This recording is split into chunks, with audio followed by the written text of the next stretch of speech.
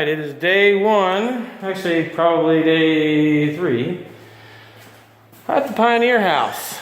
Right now, I'm getting involved in tearing out the kitchen and making it new. We have, at this point, we've got all the drawers out of the cabinets, all the doors off the cabinets, so I can access the faces and bump the faces off. And then take them apart individually, because you really can't just jerk these things off the wall unless you want to damage the wall that's behind it.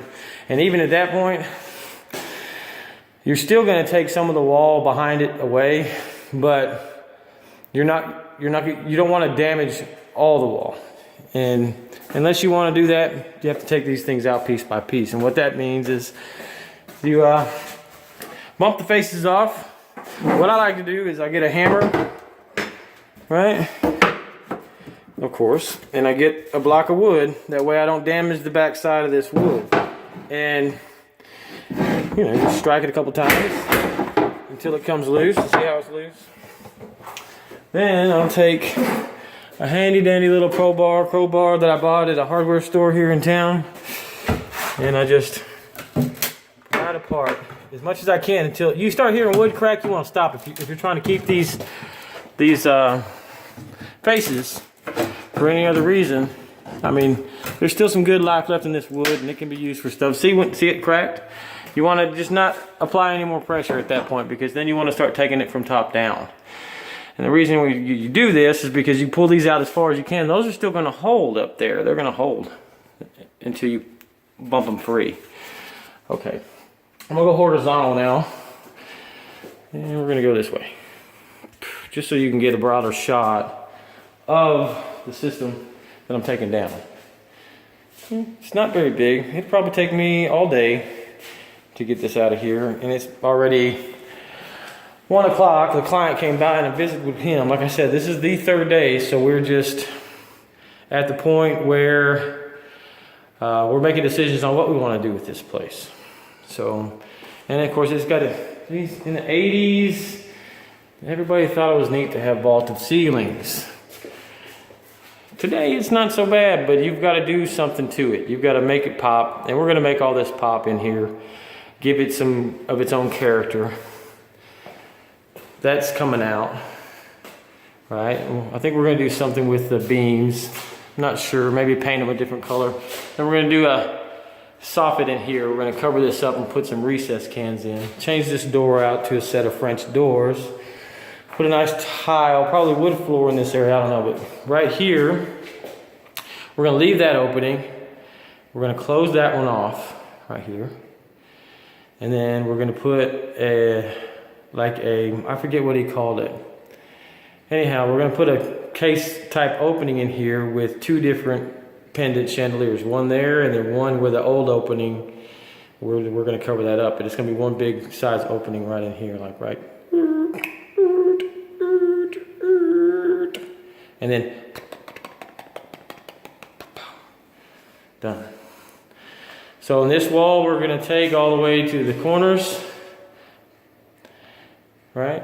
All the way to the edge of that electrical box, and all the way up to that beam right there. See that beam, that white one? We're also going to beef that up because it is supported, this roof that's up top. And even though this is a recreation, it's a renovation of sorts, I'll have to show you up in the attic, but it's not the true vaulted ceiling. It's actually fake. What they did is they come off the actual pitch of the house. They come out to point A, and then from this point right here to this point right here is superficial. It can be taken out in a sense. I mean, it's still supporting this load. So in order to A, either get rid of it, or B, keep it, which we're going to do, this beam that runs along here, we're going to beef it all up. We're going to clad it with another beam and raise it up and screw it level, because if you go over here, you can kind of get an idea of what we're dealing with. Let it focus. See how that beam is just kind of sagging there? because it is supporting this weight. So more than likely we're gonna have to beef it up, which I know we'll have to beef up, and then we're building this in. And then from the door point of view, we're opening this wall up for the kitchen. We're gonna close that in right here, right?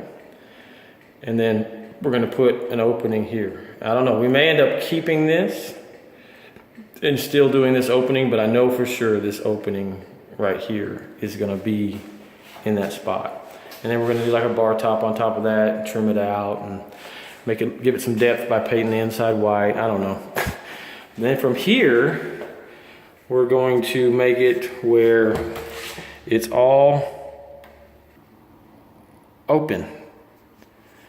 Anyway, this is the hallway going into the rest of the house. And what we're gonna do is tear out that wall that was previous in the previous shot, tear it out, and it's gonna be all open through here. And then this is where that opening is gonna be, right here. And then they're gonna put like a bench, built-in bench, and make it look really kind of like a shoe area. But anyway, the bedrooms are just getting facelifts. Closet staying the same. We're just gonna facelift the bedroom, kind of spruce it up, make it new again, paint it pretty much, maybe put crown mold up. Definitely wood floors and molding. I don't know if we're doing carpet or not. All right, this room, to me, it tells me it was probably, because of the recess cans, whoever lived here probably used this as an office. I don't know. But there's no ceiling fan in the center of the room. So I'm thinking maybe they didn't use this as a bedroom. I'm thinking the front room at one time was a bedroom and this was converted into an office, and that's probably what it will be used for in the future. And here's the master bedroom. In here, we're not really gonna do a lot because the square footage is decent. It's not a bad sitch, you know? It's not a bad situation at all. I mean, it's a good 14 by 18 feet, 14 by 15 feet, somewhere in there. And we're gonna take this is where your entry into the bathroom is. We're gonna take this entry and do some barn doors, 2 of them, not just one, but they're gonna close independently like this. Close. And then in here, we're gonna take out, I'm gonna go vertical. We're gonna take out this wall, right? And take out that wall, right? And then this wall is gonna be what's showing. And we're gonna put a pocket door here. I know I'm flipping this thing around a lot, but in order to give you exactly the full effect. Then from this point, we're taking this shower out all the way to the ceiling and making it all one big shower. I believe we're probably gonna keep this wall or part of it probably to the edge of the vanity, and then open it all the way up to the ceiling and bring it in, right? And put a door on it. It's gonna look snazzy wazzy. And then here, they wanna keep these toilets because they float. And apparently floating toilets are very expensive. Only I'm thinking is, I've got children. I like to jump around on stuff. I'll be afraid it would break. But it's just me, and it's plumbed for floating toilets, so we're gonna keep them floating toilets. This we gotta move over. But this whole area here, close this door, we're gonna do a pocket door here. This whole area is going to be closet space. From this point all the way over, that door's gone. And then the same thing directly here. That door's gonna be gone. It's gonna be open all the way to the ceiling. Cool, huh? So that's what's gonna catch the eye in the master bedroom. Okay, and then that's the office again. This bathroom, I'm not really clear on just yet because we talk about a lot, so no light bulbs. This is a low light camera. So this vanity, I think we're gonna keep that, but just update it. Update the mirror situation, maybe put a couple pendant lights right here. I don't see the need for an exhaust fan in here, but there's definitely gonna be one in this area. We're gonna make this a bathtub again, and bath shower. And I'm trying to talk them into letting me make it into, not buying a bathtub, but making it into like yeah, you got me. Just build this up here, make this where you got to walk into it, and then it's a tub as well as a shower, and it's still like this. I think it'd be cool. I don't know if they'll go for it, but that light fixture's definitely got to move to over there. And then we'll put a recess can in the shower area. Probably what we'll do here is just put a vent fan light right here above this toilet. A vent fan light right there. Recess can there. Maybe some nice little pendant here or something for light, which is right there. Anyway, in here, the 2 pendants. And then this is going to be all closet space. Right here, we're just going to make this into like a regular closet with a door, or maybe even a pocket door into a small closet here. So that way, because you're in here, you're messing around, someone's opening this crap, that's just not cool. Put a pocket door here, and it'll save. And let me give you a mirror's image. It's probably better. No, not at all.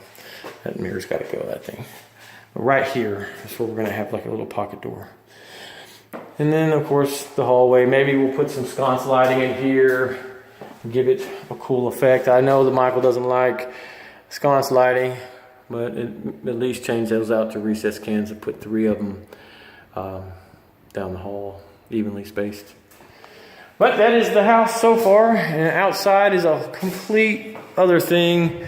And I don't know if I've got time on here that I can record. It says I have 17 minutes of space left. So I'm going to have to upload this video and delete it. We will get to this later.